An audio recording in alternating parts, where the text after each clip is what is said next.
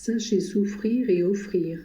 Padre Pio, mes enfants et mes frères, je suis avec vous parce que le Seigneur me le permet, et je viens vous faire quelques suggestions en cette période de Pâques, afin que vous puissiez aider Jésus et Marie à sauver les âmes.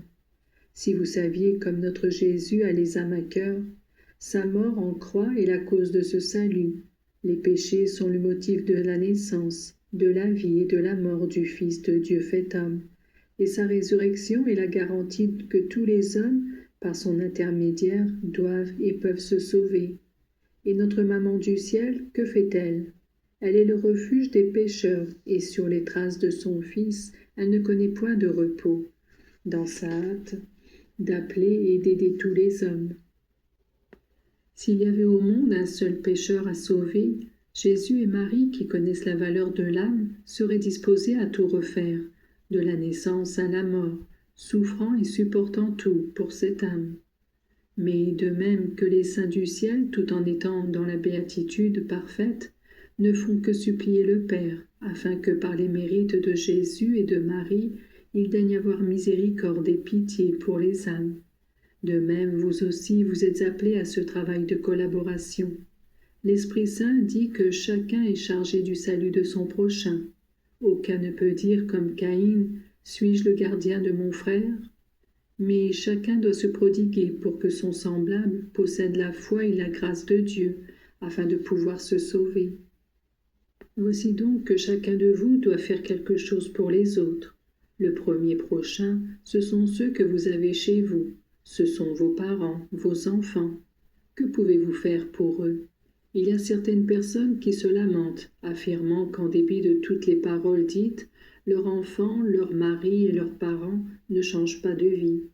Eh bien moi, je vous dirais, comment Jésus a-t-il fait pour atteindre les âmes? Il s'est servi de choses matérielles.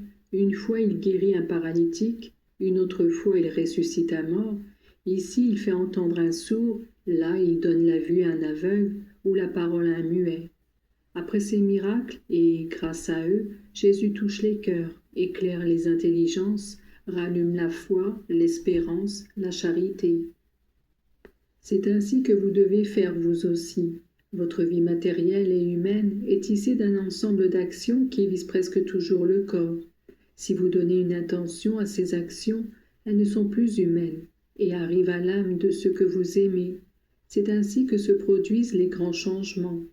L'âme d'une action, c'est l'amour qui la rend parlante. Votre amour pour vos êtres chers, pénétré de ce feu qu'est l'amour de Dieu, donne une signification à toute votre vie. Ainsi, dans votre prière, il peut arriver que vous ne vous éleviez pas d'un palme au-dessus de vos besoins. Habituellement, ce sont les malaises physiques qui vous tourmentent et dont vous voudriez vous libérer. Mais pourquoi ne savez-vous pas utiliser vos maladies comme de véritables stigmates qui vous sont donnés par Dieu pour éveiller la pensée de Dieu en ceux qui vous sont chers? Par ce moyen, votre prière aussi prendrait la valeur de celle faite par Jésus sur la croix. Père, pardonne-leur, car ils ne savent pas ce qu'ils font. C'est ainsi que la conversion des hommes deviendrait un fait concret.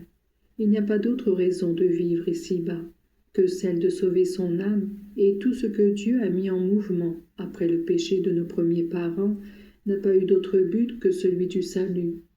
Dieu veut que tous les hommes soient sauvés, mais personne ne peut aller au paradis tout seul. Il y a des milliers de personnes qui vous côtoient partout, et vous ne souciez pas d'elles. Et pourtant ce sont vos frères dont vous devez avoir le salut très à cœur. Il y a vos ancêtres, quelques grands-parents qui sont encore au purgatoire, parce qu'ils ont négligé ce grand devoir, la charité envers le prochain, celle-ci n'étant pas entendue au sens d'aumône, mais au sens d'intérêt envers le salut éternel du prochain. Quelquefois vous demandez avec insistance de savoir où sont ceux que vous aimez. Vous voulez les aider? Priez pour les pécheurs, aidez les pécheurs à se racheter. Parfois vous avez des besoins matériels et vous ne savez pas comment vous en tirer. Pensez aux pécheurs, sacrifiez-vous pour les pécheurs, et le Seigneur vous prouvera sa joie en vous accordant les grâces que vous demandez. Sachez souffrir et offrir. La souffrance, acceptée et offerte, est un tribut d'amour que vous donnez à celui qui a quitté le ciel pour venir habiter dans les âmes, en faisant d'elles son ciel. Et maintenant je vous bénis tous.